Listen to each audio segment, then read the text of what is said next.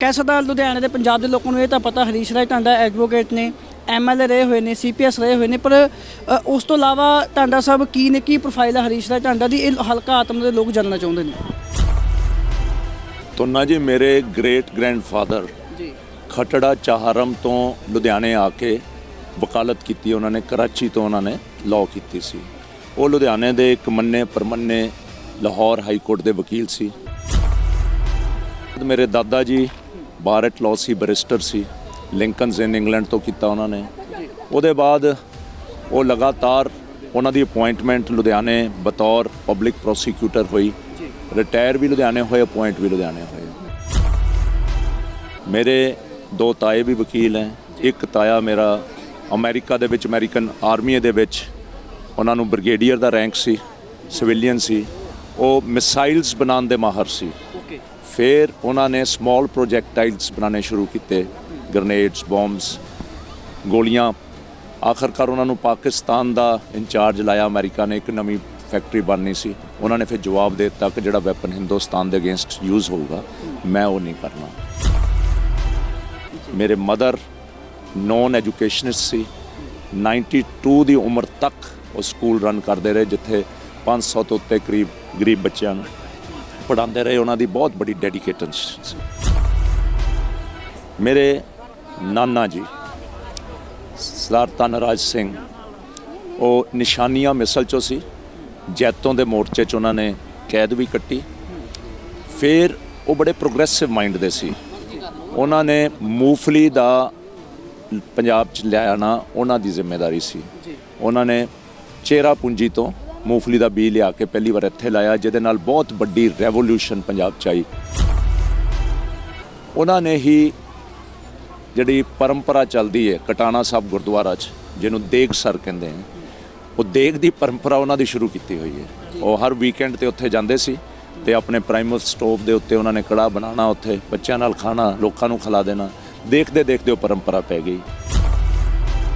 Doctor ਸਾਹਿਬ, ਸਿਆਸਤ ਵਿੱਚ ਆਉਣ ਦਾ ਕਿੱਥੋਂ ਮਨ ਬਣਿਆ? ਕਿਉਂਕਿ ਜਿਵੇਂ ਤੁਸੀਂ ਪਿਛੋਕੜ ਦੱਸਦੇ ਹੋ ਤਾਂ ਇਤਿਹਾਸ ਨਾਲ ਜੁੜਿਆ ਹੋਇਆ ਤੁਹਾਡੀ ਫੈਮਿਲੀ ਦਾ ਪਿਛੋਕੜ ਹੈਗਾ। ਸਿਆਸਤ ਵਿੱਚ ਆਉਣ ਦਾ ਕਾਰਨ ਕੀ ਹੈ, ਕਿੱਥੋਂ ਮਨ ਬਣਿਆ? ਜਦ ਮਹਿਸੂਸ ਹੁੰਦਾ ਸੀ ਕਿ ਲੋਕਾਂ ਨਾਲ ਧੱਕੇ ਹੁੰਦੇ ਆ, ਸਿਆਸਤ ਨੂੰ ਸੰਵਾਰਿਆ ਜਾਵੇ। ਮੈਂ ਉਸ ਨੀਅਤ ਨਾਲ ਆਇਆ ਸੀ। ਜਦ MLA ਬਣਿਆ ਮੈਂ ਉਸ ਸਮੇਂ ਵੀ ਮੈਂ ਜਿੰਨਾ ਸੰਘਰਸ਼ ਕਰ ਸਕਦਾ ਸੀ ਮੈਂ ਕਰਦਾ ਰਿਹਾ। ਪਾਰਟੀ ਡਿਸਿਪਲਿਨ 'ਚ ਰਹਿ ਕੇ ਮੈਂ ਕਦੇ ਪਬਲਿਕਲੀ ਨਹੀਂ ਬੋਲਿਆ। ਅਤੇ ਮੈਂ ਇੱਕ ਚੀਜ਼ ਛਵੀ ਛੱਡ ਕੇ ਗਿਆ ਕਿ MLA ਇਮਾਨਦਾਰ ਵੀ ਹੋ ਸਕਦਾ ਹੈ। ਜਿਹੜਾ ਬੈਂਸਾਂ 'ਤੇ ਕੋਝਾ ਕੰਮ ਹੈ ਰੇਪ ਦਾ, ਉਸ ਔਰਤ ਦੀ ਜਦ ਮੈਂ ਮਦਦ ਕਰਨੀ ਸ਼ੁਰੂ ਕੀਤੀ, ਇਹਨਾਂ ਨੇ ਮੇਰੇ 'ਤੇ ਹਮਲੇ ਕਰਨੇ ਸ਼ੁਰੂ ਕੀਤੇ। ਜਦੋਂ ਹਮਲੇ ਕੀਤੇ, ਜਿੰਨੇ ਹਮਲੇ ਮੈਨੂੰ ਕਰਦੇ ਸੀ ਮੈਂ ਉਨਾ ਤਕੜਾ ਹੁੰਦਾ ਸੀ। ਮੈਨੂੰ ਉਨੀ ਸ਼ਕਤੀ ਹੋਰ ਮਿਲਦੀ ਸੀ। ਮੈਨੂੰ ਹੋਰ ਅੰਦਰੋਂ ਖਵਾਹਿਸ਼ ਹੁੰਦੀ ਸੀ ਕਿ ਨਹੀਂ, ਲੜਨਾ ਹੈ। ਉਹ ਲੜਾਈ ਦੇ ਵਿੱਚੋਂ ਨਿਕਲਦੇ ਪਤਾ ਨਹੀਂ ਕਦ ਆ ਕੇ ਮੈਂ ਕੈਂਡੀਡੇਟ ਬਣ ਗਿਆ ਅਤੇ ਇਲੈਕਸ਼ਨ ਖੜ੍ਹ ਗਿਆ ਇੱਥੇ।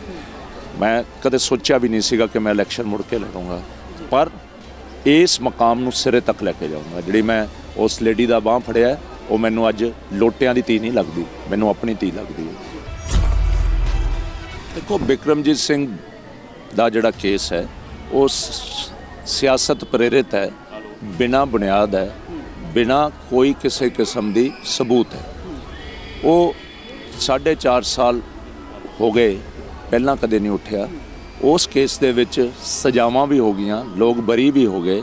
ਜੇ ਕਰਨਾ ਸੀ ਤਾਂ ਉਸੇ ਕੇਸ 'ਚ ਕਰਦੇ। ਇਹ ਜਿਹੜਾ ਸਿਆਸੀ ਮੰਤਵ ਨਾਲ ਕੀਤਾ ਗਿਆ, ਉਸ ਦਾ ਸੰਗਿਆਨ ਅਦਾਲਤ ਨੇ ਲਿਆ। ਜੇ ਮੈਂ ਪਾਵਰ ਚਾਹੁੰਦਾ, ਮੈਂ MLA ਬਣਦਾ, ਮੈਂ ਕਮਿਟਮੈਂਟ ਕਰਦਾ ਲੋਕਾਂ ਨਾਲ, ਤੁਹਾਨੂੰ ਕਿਤੇ ਨਹੀਂ ਜਾਣਾ ਪਊ, ਤੁਹਾਡੀਆਂ ਡੋਰ ਸਟੈਪਸ 'ਤੇ ਸਰਵਿਸਿਜ਼ ਮਿਲਣਗੀਆਂ, ਤੁਹਾਡੀ ਕਰਪਸ਼ਨ ਦੂਰ ਹੋਊਗੀ। ਸਰਕਾਰੀ ਮੁਲਾਜ਼ਮ ਤੁਹਾਡੇ ਨੌਕਰਾਂ ਦੀ ਤਰ੍ਹਾਂ ਆਉਣਗੇ, ਕਿਉਂਕਿ ਉਹ ਸਰਕਾਰੀ ਨੌਕਰ ਹੈ, ਉਹ ਅਫਸਰ ਨਹੀਂ ਹੈ। ਇਹ ਜਿਹੜੀ ਫੀਲਿੰਗ ਹੈ ਲੋਕਾਂ 'ਚ ਕਿ ਮੇਰਾ ਰਾਈਟ ਹੈ ਕੰਮ ਲੈਣ ਦਾ, ਇਹ ਫੀਲਿੰਗ ਲੋਕਾਂ 'ਚ ਪੈਦਾ ਕਰਨੀ ਹੈ। ਇਹ ਲੋਕਾਂ 'ਤੇ ਦੱਸਿਆ ਜਾਂਦਾ ਕਿ ਆਸਾਨ ਕੀਤਾ, ਤੁਹਾਡਾ ਪਾਰਕ ਬਣਾਤਾ, ਆਸਾਨ ਕੀਤਾ। ਆਸਾਨ ਨਹੀਂ ਹੈ, ਇਹਨਾਂ ਦਾ ਹੱਕ ਹੈ।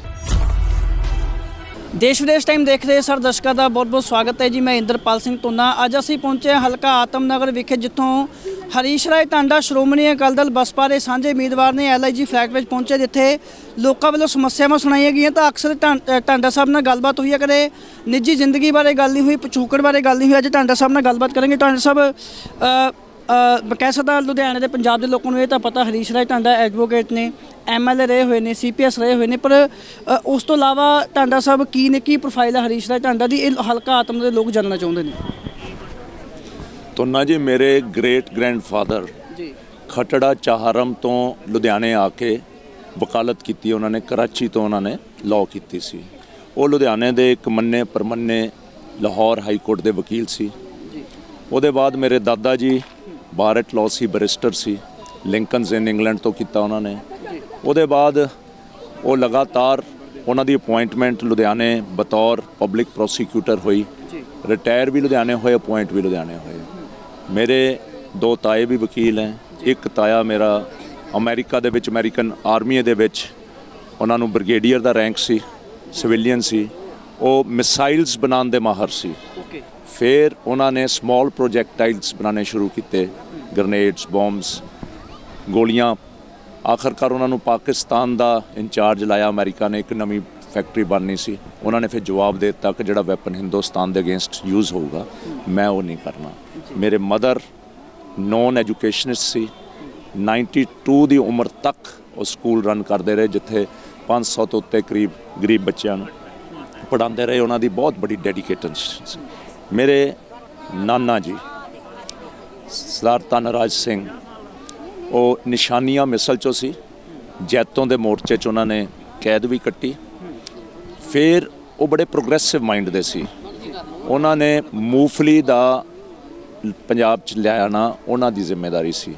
ਉਹਨਾਂ ਨੇ ਚੇਰਾ ਪੂੰਜੀ ਤੋਂ ਮੂੰਗਫਲੀ ਦਾ ਬੀਜ ਲਿਆ ਕੇ ਪਹਿਲੀ ਵਾਰ ਇੱਥੇ ਲਾਇਆ, ਜਿਹਦੇ ਨਾਲ ਬਹੁਤ ਵੱਡੀ ਰੈਵੋਲੂਸ਼ਨ ਪੰਜਾਬ 'ਚ ਆਈ ਮੂੰਗਫਲੀ ਦੇ ਨਾਲ।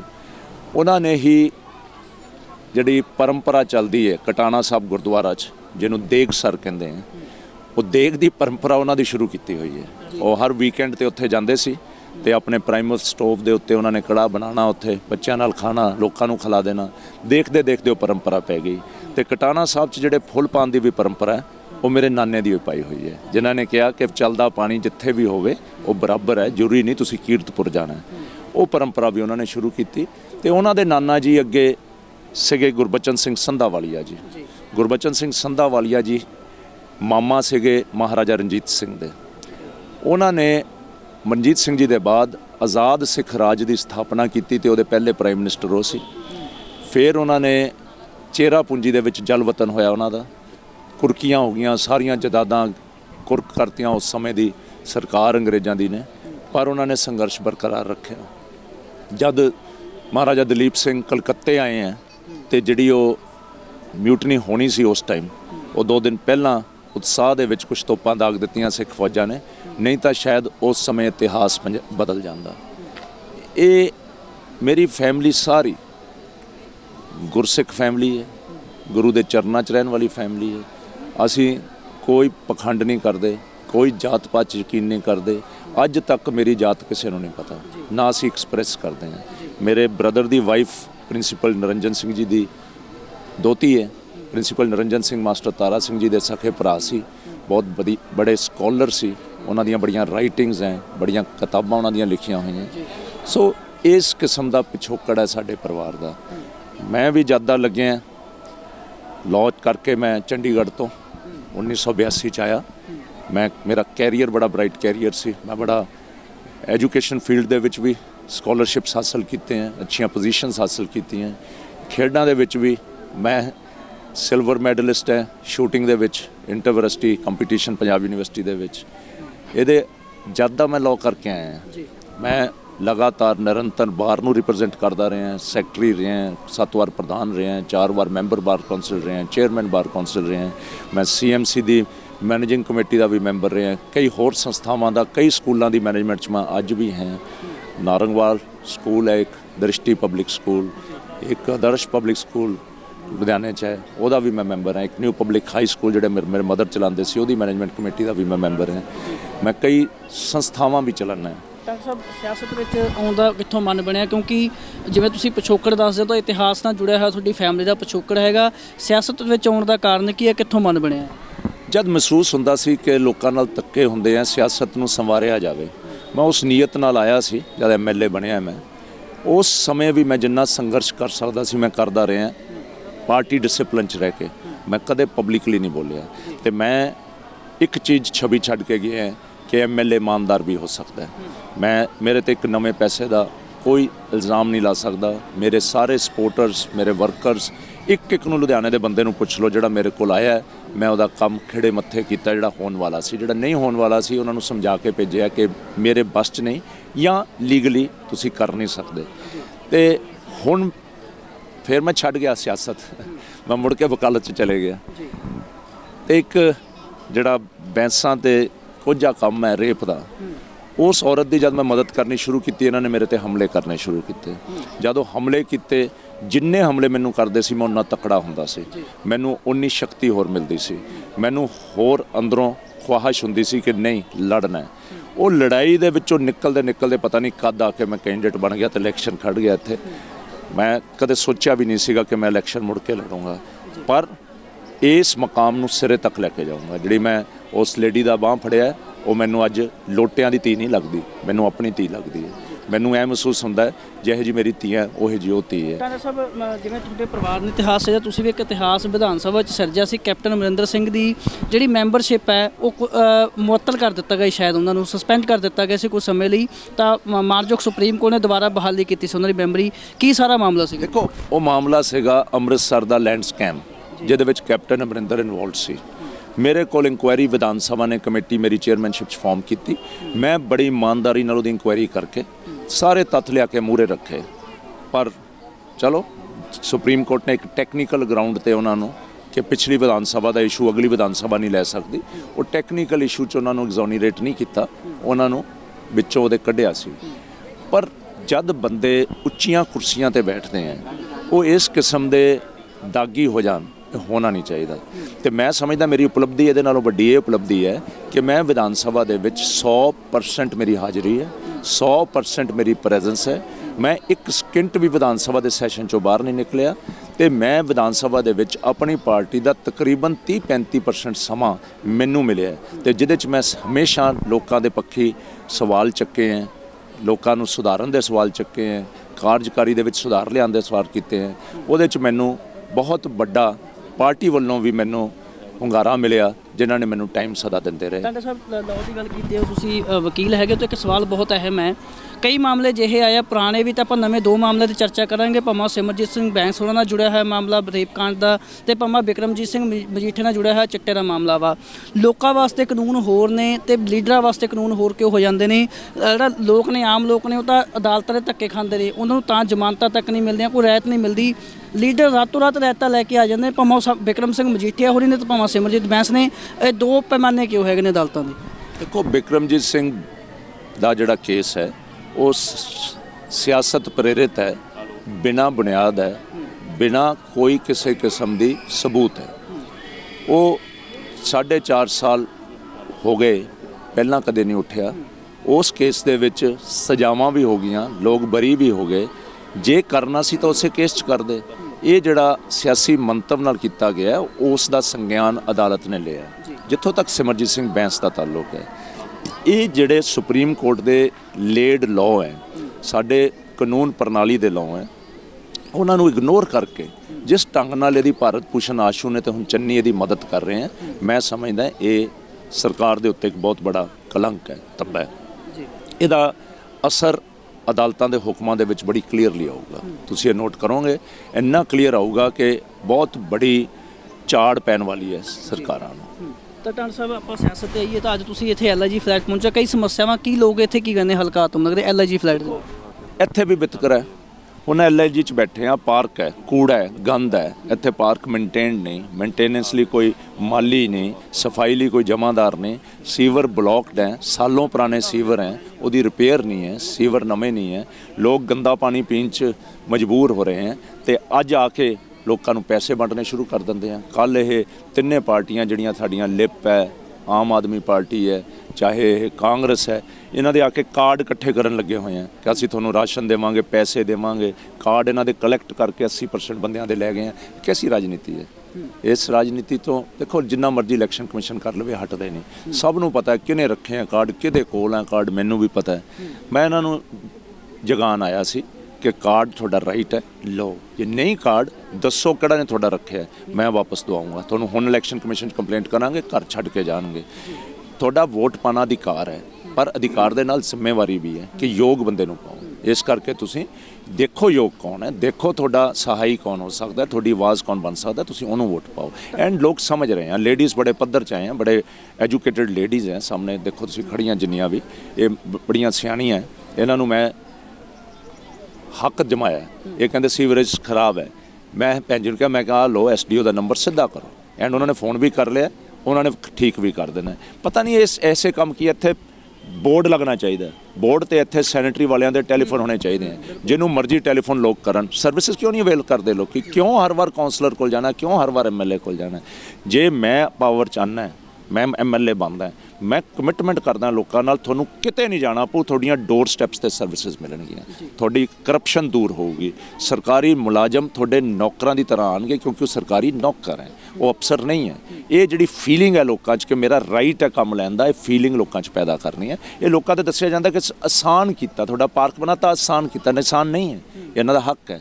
ਜੇ ਇੱਥੇ ਸੀਵਰੇਜ ਪਾਉਂਦੇ ਆ, ਇਹਨਾਂ ਦਾ ਹੱਕ ਹੈ, ਸੜਕ ਬਣਦੀ ਹੈ, ਇਹਨਾਂ ਦਾ ਹੱਕ ਹੈ, ਇਹ ਮੁੱਢਲੇ ਹੱਕ ਹੈ, ਮਨੁੱਖੀ ਹੱਕ ਹੈ, ਮਿਲਣੇ ਚਾਹੀਦੇ ਇਹਨਾਂ ਨੂੰ ਪਤਾ ਨਹੀਂ। ਮੈਂ ਇਹਨਾਂ ਦੀ ਪਹਿਲੀ, ਜੇ ਨਾ ਵੀ ਸਰਕਾਰ ਹੋਵੇ, ਮੈਨੂੰ ਪਹਿਲਾਂ ਮਿਲਦੇ, ਮੈਂ ਇੱਕ ਪਟੀਸ਼ਨ ਲਾਉਂਗਾ ਹਿਊਮਨ ਰਾਈਟਸ ਕਮਿਸ਼ਨ ਦੇ, ਅਗਲੇ ਦਿਨ ਪਾਰਕ ਮੇਨਟੇਨ ਹੋਣ ਲੱਗ ਜਾਊਗਾ। ਕੈਪਟਨ ਸਾਹਿਬ ਅੱਗੇ ਗੱਲ ਕੀਤੀ ਜਾਵੇ ਤਾਂ ਤੁਹਾਡੇ ਚੋਣ ਪ੍ਰਚਾਰ ਦੀ ਗੱਲ ਕੀਤੀ ਜਾਵੇ ਤਾਂ ਅਸੀਂ ਦੇਖਿਆ ਤੁਸੀਂ ਇੱਕ ਗੱਡੀ ਵਿੱਚ ਆਏ ਹੋ, ਗੱਡੀ ਵੀ ਛੋਟੀ ਹੈ, ਇਕੱਲੇ ਹੋ ਤੁਸੀਂ, ਨਾਲ ਤੁਹਾਡੇ ਗਨਮੈਨ ਇੱਕ ਡਰਾਈਵਰ ਹੈ, ਬਾਕੀ ਜਿਹੜੇ 3 ਉਮੀਦਵਾਰ ਆ 8-8 10-10 ਗੱਡੀਆਂ ਲੈ ਕੇ ਚੱਲਦੇ ਨੇ, 4-4 ਗਨਮੈਨ ਵੀ ਹੈਗੇ ਨੇ ਪੂਰੇ। ਮੈਂ ਕਹਿ ਸਕਦਾ ਵਾਂ ਇੱਕ ਤਾਂ ਆਮ ਆਦਮੀ ਪਾਰਟੀ ਵਾਲੇ ਕਹਿੰਦੇ ਸੀ ਆਮ ਆਦਮੀ ਤੋਂ, ਮਗਰ ਪੂਰੇ ਕਹਿ ਲਈਏ ਵੀ ਗੈਂਗਸਟਰ ਟਾਈਪ ਲੋਕ ਬਿਠਾਏ ਹੋਏ ਨੇ ਗੱਡੀਆਂ ਵਿੱਚ। ਕੀ ਇਹ ਚੋਣ ਪ੍ਰਚਾਰ ਦੀ ਵਿਧੀ ਦੇ ਉੱਤੇ ਰੋਕ ਲੱਗਣੀ ਚਾਹੀਦੀ ਹੈ? ਚੋਣ ਕਮਿਸ਼ਨ ਆ ਜਿਹੜਾ, ਉਹ ਕੀ ਇੱਕ ਨਾਮ ਦਾ ਕਮਿਸ਼ਨ ਹੈ, ਕੋਈ ਉਹਦੇ ਉੱਤੇ ਕੋਈ ਪ੍ਰੈਸ਼ਰ ਨਹੀਂ ਹੁੰਦਾ?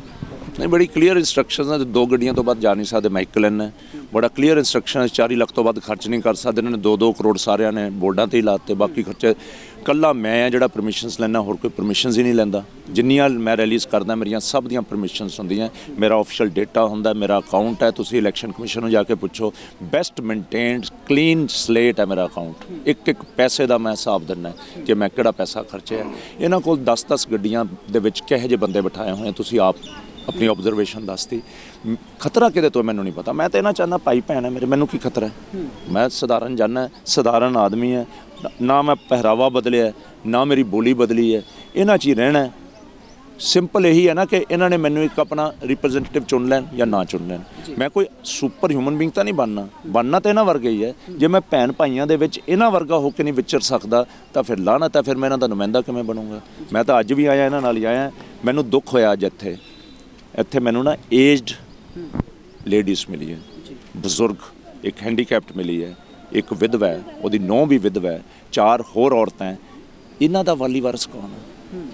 ਮੈਂ ਸਮਝਦਾ ਜਿੰਨੇ ਬਜ਼ੁਰਗ ਹੈ, ਸੀਨੀਅਰ ਸਿਟੀਜ਼ਨ ਹੈ, ਜਿਨ੍ਹਾਂ ਨੂੰ ਫੈਂਡ ਕਰਨ ਨੂੰ ਕੁਛ ਨਹੀਂ ਹੈ, ਜਿਨ੍ਹਾਂ ਦੀ ਮਦਦ ਕਰਨ ਨੂੰ ਕੁਛ ਨਹੀਂ, ਮੈਂ ਉਹਨਾਂ ਨੂੰ ਅਡਾਪਟ ਕਰੂੰਗਾ, ਮੈਂ ਐਜ਼ ਗਵਰਨਮੈਂਟ ਅਡਾਪਟ ਕਰੂੰਗਾ। ਐਂਡ ਉਹਨਾਂ ਦਾ ਇੱਕ ਦਾ ਮੈਂ 20 ਦੇ ਬਾਅਦ ਹੀ ਆਉਣਾ ਇਹਨਾਂ ਨੂੰ ਮਿਲਣ।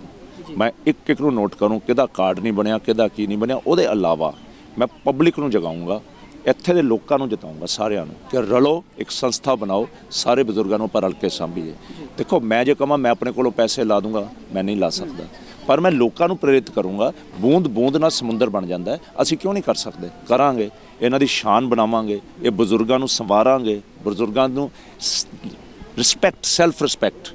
ਉਹ ਇਹ ਕਹਿਣ ਕਿਸੇ ਨੂੰ ਮੇਰੇ ਕੋਲ ਖਾਣ ਨੂੰ ਨਹੀਂ ਹੈ, ਮਾਈ ਗੋਡ, ਇਹ ਲਾਨਤ ਹੈ, ਇਹਦੇ ਤੋਂ ਦੂਰ ਕਰਨਾ। Thank you. ਤਾਂ ਇਸ ਨਾਲ ਹਰੀਸ਼ ਰਾਏ ਟਾਂਡਾ ਜਿਹੜੇ ਸ਼੍ਰੋਮਣੀ ਅਕਾਲੀ ਦਲ ਬਸਪਾ ਦੇ ਹਲਕਾ ਆਤਮਨਗਰ ਤੋਂ ਉਮੀਦਵਾਰ ਨੇ, ਤਾਂ ਪਿਛੋਕੜ ਦੱਸਿਆ, ਪਿਛੋਕੜ ਇਤਿਹਾਸ ਨਾਲ ਜੁੜਿਆ ਹੋਇਆ, ਕਿ ਫੋਰਨ ਕੰਟਰੀ ਦੀ ਗੱਲ ਕਰ ਲਈਏ, ਕਿ ਪੰਜਾਬ ਦੀ ਗੱਲ ਕਰ ਲਈਏ, ਦੇਸ਼ ਦੀ ਗੱਲ ਕਰ ਲਈਏ, ਵੱਖ-ਵੱਖ ਇਤਿਹਾਸਾਂ ਨਾਲ ਹਰੀਸ਼ ਰਾਏ ਟਾਂਡਾ ਹੋਰਾਂ ਦੇ ਪਰਿਵਾਰ ਦਾ ਜਿਹੜਾ ਤਾਲੁਕ ਅਤੇ ਇਤਿਹਾਸ ਨਾਲ ਜੁੜਦਾ ਸਾਹਮਣੇ ਆਉਂਦਾ। ਤਾਂ ਰਾਜਨੀਤੀ ਵਿੱਚੋਂ ਕਿੱਚੜ ਸਾਫ਼ ਕਰਨ ਵਾਸਤੇ ਰਾਜਨੀਤੀ ਵਿੱਚ ਆਏ ਸਨ, ਰਾਜਨੀਤੀ ਇੱਕ ਪਾਸੇ ਕਿਨਾਰਾ ਕਰਤਾ, ਪਰ ਫਿਰ ਕੁਝ ਸੰਭਾਵਨਾ ਇਹੋ ਜਿਹੀਆਂ ਬਣੀਆਂ ਕਿ ਦੁਬਾਰਾ ਹਰੀਸ਼ ਰਾਏ ਟਾਂਡਾ ਹੋਰਾਂ ਨੂੰ ਚੋਣ ਮੈਦਾਨ ਵਿੱਚ ਨਿਤਰਨਾ ਪਿਆ। ਤਾਂ ਇਸ ਨਾਲ ਹਰੀਸ਼ ਰਾਏ ਟਾਂਡਾ ਜਿਨ੍ਹਾਂ ਬਾਰੇ ਤੁਹਾਨੂੰ ਅਸੀਂ ਜਾਣੂ ਕਰਾਇਆ ਵੀ ਤੁਹਾਡੇ ਹਲਕੇ ਦੇ ਉਮੀਦਵਾਰ ਕਿਸ ਤਰ੍ਹਾਂ ਦੇ ਨੇ। ਮੈਂ ਇੰਦਰਪਾਲ ਸਿੰਘ ਧੂਨਾ, ਕੈਮਰਾਮੈਨ ਰਕੇਸ਼ ਸ਼ਰਮਾ ਨਾਲ ਦੇਖਦੇ ਰਹੋ ਦੇਸ਼ ਟਾਈਮ। ਸਤਿ ਸ਼੍ਰੀ ਅਕਾਲ।